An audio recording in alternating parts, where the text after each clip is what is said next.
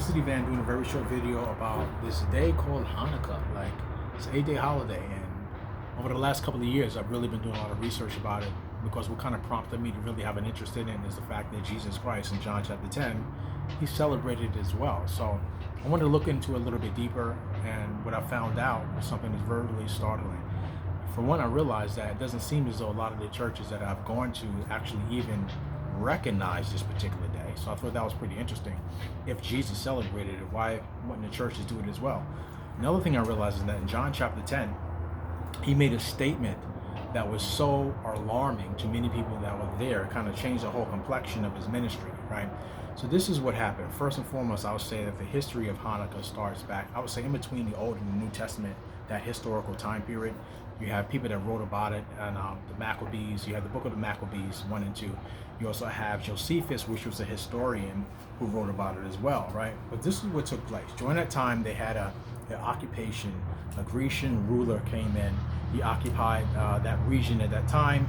The Jewish people were affected, and also the temple was pretty much a casualty of war, right?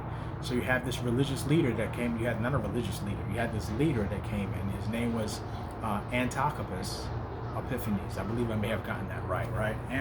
Antiochus. All right. So he comes in, desecrates the temple by offering a pig in a sacred place to Zeus. So this desecrates the temple. This was a violation of every law that God had given them how to preserve the temple. So this became a major problem in that region, right? So the people of Israel is also trying to force the people of Israel to comply with this form of worship. And some of them did. Some of them complied and started worshiping the way that this particular leader was telling them to worship. But you had one family, you had one priest that was righteous, Matthias, like Matthew, but Matthias is right. I may be saying it wrong. I get names so wrong. So he rises up. He's really fed up with it, and he wanted to make a stand. So his son comes up. You had the Maccabean family. Son comes up. Son is just straight about it. They get together. He gets his boys together, and they go after this guy, and they actually take possession.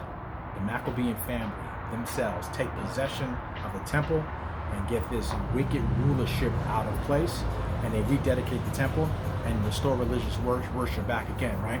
So why is that important? Why am I looking to something that took place back then in history? Because I see the remnants of what took place then happening now today. I see a lot of desecrating of the temple. Now, another thing too, Jesus in John chapter 10, Jesus makes a few statements starting from verse 1. He speaks about he is the shepherd, the good shepherd of the sheep.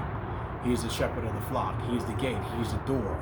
Everybody that comes into the sheepfold must come in through him, through this door. So they're already agitated by making these statements, right?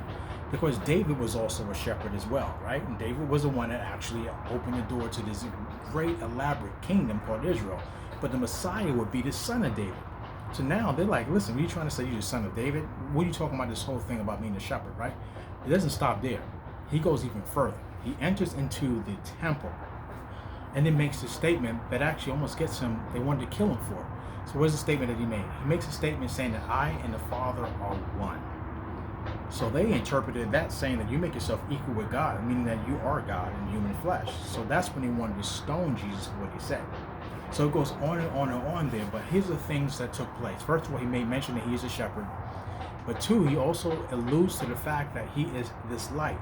The reason why they were probing him to answer the question to them directly is because they were waiting for a ruler in a very similar way to the Maccabees. And because the Maccabees brought restoration back to the temple. The Jews at that particular time were under occupation to Rome. Rome was occupying the regions of Israel, and they wanted to be set free from that, right? So they're waiting for a leader similar to the Maccabees to do that. They thought that a Messiah would come and do just that. But Jesus doesn't come as a Messiah that they thought. He comes as a lamb going to be slaughtered. And they weren't expecting a leader like that. They were expecting a rebellious leader that would come up and rise up a rebellion and go and attack the Romans and just kill everybody off, right? So anyway, so not only does he allude to the fact that he's the light of the world, he alludes to the fact that he is the shepherd, but he also makes mention in John chapter 2 that he is the temple. Remember the statement he made in John chapter 2? He says that destroy this temple. He's speaking about the big elaborate temple in Israel. Destroy this temple, and in 3 days I'll rise it up. The commentary in John mentions that he was speaking about the temple of his body. So Jesus may mention that he is the temple. So now you have the dedication, Hanukkah represents the feast of dedication of the temple. It also represents the festival of lights, because they light candles during that day. It's an 8-day holiday, and you light 8 candles. The menorah has 9 candlesticks, right? One representing the servant candle that lights all the other candles, which is very interesting in itself. I digress. I'm not going to go there. So anyway, this is what Jesus was mentioning. So Jesus mentions that he's the light of the world, and mentions that in John chapter 1, and we also are the light of the world. Why in the world would I not want to look into the Feast of Tabernacles, or not the Feast of Tabernacles, the dedication of the tabernacle, or Hanukkah? Why would I not even look into that? It doesn't make sense not to want to look into it, because in it gave me a deeper revelation of who Jesus is, what Jesus came to do, and who I am in him. And I encourage everybody to look into it for yourself. Check it out for yourself.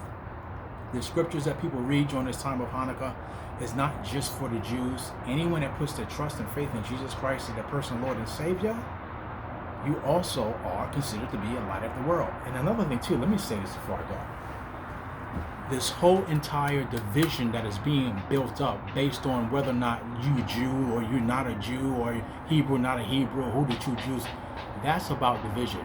The Apostle Paul speaks about it, I believe it's in Colossians. He said, don't get caught up into endless genealogies. It breeds division, essentially. I'm paraphrasing that part. It breeds nothing but division, because it really can't be authenticated. The Apostle Paul also mentions as well, he says that there's neither Jew nor Greek, there's neither bond nor free. We are all one in Jesus Christ. We are one in the Messiah.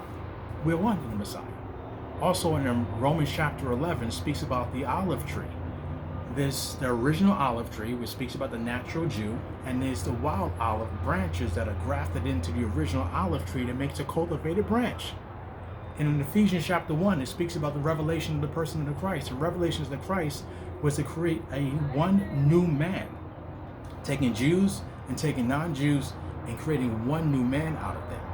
And that breaks down the middle wall of separation, the wall that divided, that is torn down now because of what Jesus had accomplished. So don't get caught up in these divisions about who's this and this, that, and that, blah, blah, blah, blah, blah. Get caught up in the person of Christ, who he is and what he came to accomplish. Learn more about him, about his word, and become complete in the Messiah. All right, guys. Love you all. Take care.